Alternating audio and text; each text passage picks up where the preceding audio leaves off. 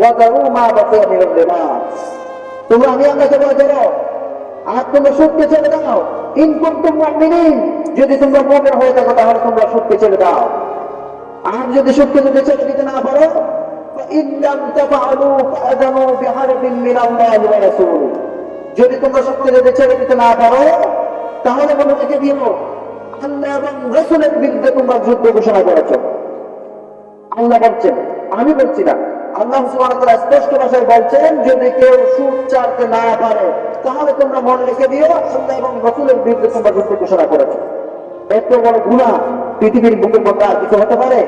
সুদের সবচাইতে নিকৃষ্ট সুদ একটা করা হচ্ছে নিজের মায়ের সঙ্গে জেনা করা। নাউযুবিল্লাহি মিন যালিক।